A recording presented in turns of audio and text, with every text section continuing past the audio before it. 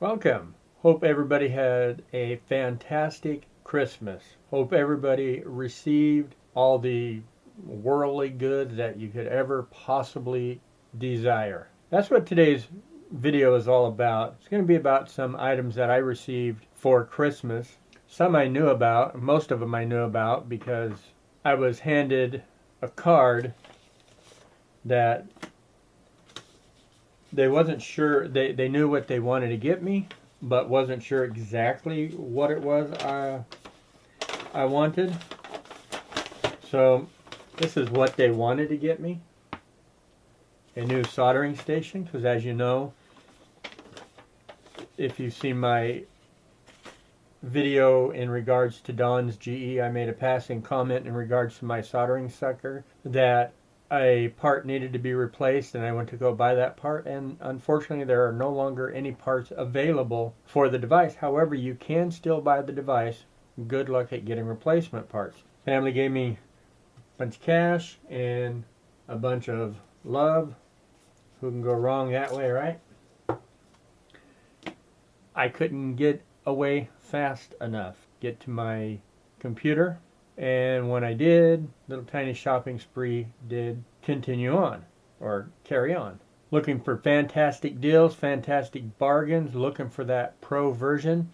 They thought that this was a professional version, or a professional piece of gear, because it said so. I told them, I said, well, you know, for the most part, professional gear, really not going to tell you that's professional. Not all, but most. So after doing my research and shopping and getting all the bits and pieces in, let me show you what I got for myself. Well, not myself, but you know what I mean. And then let me show you at the end of the video what my surprise was. Grin from ear to ear. That's all I'm going to say. With that said, let me grab the first item. First item I got was a Pace solder and desoldering station. This is a model MBT-250 soldering iron desoldering station.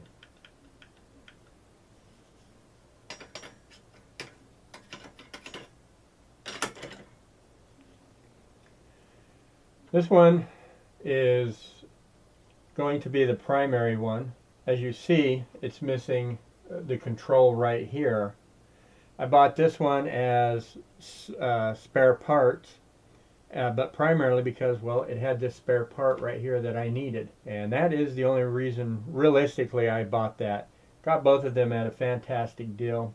Couldn't go wrong too much. I guess if there is a wrong about it, trying to find heater cores for both the iron and the desoldering gun. If you know where I could get irons for, I don't know, I keep calling them irons, heater cores for either one, let me know. This is Solder Extractor 2.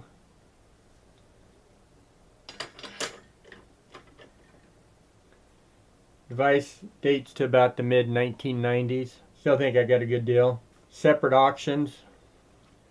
I bought a accessory kit which has some bits, some tips, and the tweezers and a filter. Second thing I bought, wasn't sure what size I was going to need, so I bought one size of desoldering gun tips. The other bag, the other purchase came with some more pads, filter pads. Came with a whole bunch of different size. I guess I can get it up here. That's what she said. Different size tips for the iron and a few for the gun. And in case I didn't get it in the last shot, those ones right there. And again, in case I didn't get it properly in the shot, there we go. Second thing I got, or I guess it wouldn't be the second, the other thing I got was a foot control. Not sure if this controls both the solder iron and the soldering desucker, but we'll find out. Haven't tried the foot control, so what I'm trying to tell you. Have plugged this in, does work. Not sure if I'm going to need new tips or just rebuild of the cores as well. As you can see, tips on these are pretty black. I cleaned this one up and I spun it around, and even though it does suck, well, it sucks. So that's that. Very cool. I'm looking very much forward to this. We'll do a video on this. We'll open them up. I don't know how this, if I just pull this off and just stick it on there, or if it's clamped inside. I don't know anything like that. I fired this up. I know it works. That's all I can tell you. So we'll definitely open it up and inspect it and swap this over. Pump on this one shot. Will need to be rebuilt. I don't know. This one's good. A lot of suction. Alright, let's move on to the next piece of gear. I almost forgot to mention that with this I also got a hanger.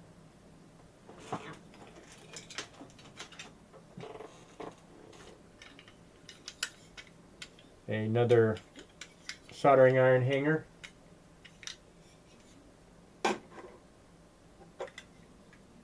Again, spare parts. Next item up is a Helper brand RF801. This is a RF millivolt meter, and this is pretty much as it says.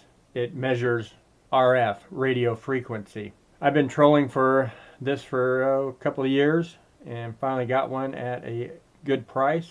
You can find these always, but not at a fantastic price. Furthermore,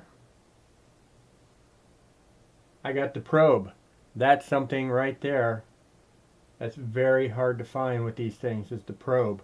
Probe will need a little help. The meter will need a little help. We will do a little, or I should say a long video on it, I'm sure. That's how my videos turn out, long. Speaking of long videos, this is the second time I'm shooting this.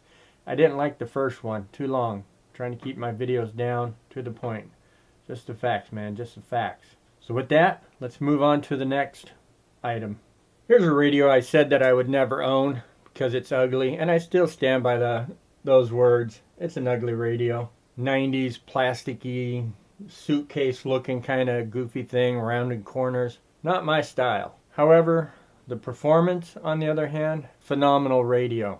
Absolutely phenomenal radio. This is a GE Super Radio 3. This will complete my collection on this series. I have 1, 2, and now number 3. Only reason I bought the dumb thing, I was able to beat them up on their price, and I got it cheap. I was able to get them to talk. I talked them down by $3.50. Let me just say this: it was the best $4 I ever spent. Okay, let's move on to the next item. And then we have this HP 3580 Alpha audio spectrum analyzer. Really nice piece of gear, vintage gear, of course. This item will probably be not fully, lost on me to some degree. Its full potential will be lost on me, there we go. But I do plan on using it, and hopefully it'll serve me well for quite some time. I definitely have to give a big thank you to Video Lab Guy for helping me identify that component that I really wasn't sure, and it was with his big help that I was able to resurrect this item very quickly and get it up and running. Played with it for several hours. Very cool. We will be tearing this item apart and checking it out. I had several of you show interest on this, so by all means look forward to that video. Will come up. We'll tear it apart, open it up, and check out its guts, and then we'll hook it up to some kind of input device and see what it do. When I got this, I found a service manual online, and still it resides there online if you want to download one yourself. Very large PDF. It's something like 244 pages or something really crazy. I found it to be rather challenging to go through documentation, look at schematics, and all that good junk, especially the centerfold. You know, that thing folds out like 10 foot. It's big. Luckily, I was able to find the service manual, hard copy, and so that became mine. So look forward to this item in a futuristic video coming near you soon. Onward and awkward, let's go to the next item. I think you're going to like the next item as well. I'll give you another hint. It too will probably be lost on somebody of somebody like me, my talents, my skills. But it's awesome. Not only is it awesome, but it is heavy. What is it? Any guesses? Any clues? That's right. It is a IFR 1200S. How did you know? Do we know what IFR stands for? Anybody? That's right. It stands for I Fix Radios. No, I have no idea what it stands for. I'm sure I've seen it once before, twice before maybe. Who knows? But I thought that was a really cool acronym I made up. Feel free to use it. It's copyright pending. Please send your attributes to me. So, what is it for those that don't know what it is? Well, let me tell you what it is. It is a communications service monitor. This is used primarily in the RF industry, business band, ham radios, CBs, communication as such. You can use it to, tune up police scanners and AM/FM broadcast bands and stuff like that. And that is where some of you are going to smile. As I stated earlier, will probably be lost on somebody like me, because that's exactly where this will be used primarily, is to help me tune up AM/FM, police band type radio, shortwaves. This was a complete and utter surprise. This was cat's meow, I reckon. I saw it pop up. I told the wife, and she's like, yeah, whatever, shut up, leave me alone. And so covertly she bought the thing, is what I'm trying to tell you. 2 days later, I had it on my doorstep. She was waiting for the UPS man like a chicken hawk. And when it arrived, she was all over it. Ripped open the box and ripped open the padding and handed it to me. Well, you don't hand something like this. This thing is heavy. This thing weighs 60 pounds or something. It is astronomically heavy. And to think that this is also a portable device. It has a battery in it. You notice that the top is off. Well, the item did not work when I got it. Of course, I feeded it into the office and plugged it in. Play. Didn't work. It turned out to be just a fuse. One of the fuses back here in the power supply. Has 3 fuses. One in front, one over here somewhere, and then over there. So got it up and running and played with it for a few hours, and I'm all jazzed. I don't know a lot about it. It does have some of the extra options. Which ones exactly, I don't know. I'm going to leave the top off for a while until I can get to it, because putting the case on, taking the case off is a nightmare. I will try to get to it quickly and do a video on it. I did get a lot of extra junk with it. One of them being this antenna. In fact, I got 3 antennas. I'll demo all that stuff in the video. I did receive the operations manual hard copy. I was able to find a digital copy of the maintenance manual or the service manual online, so I will be looking for a service manual, maintenance manual hard copy, and acquire that when I can.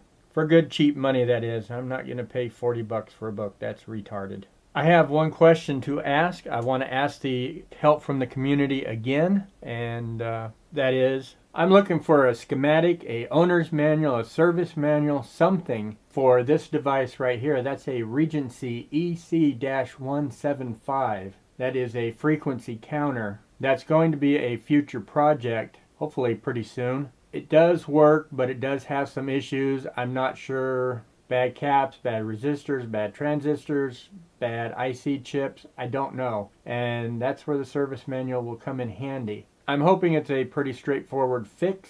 Some of the segments does not illuminate, and not sure exactly what the Scooby-Doo is on that. I'll know more once I get into it, but a schematic service manual something would be fantastic to have. So if you have a resource, you know of a resource for a fee or for free, let me know. I would greatly appreciate that. And we'll get into that when I'm able to get into that.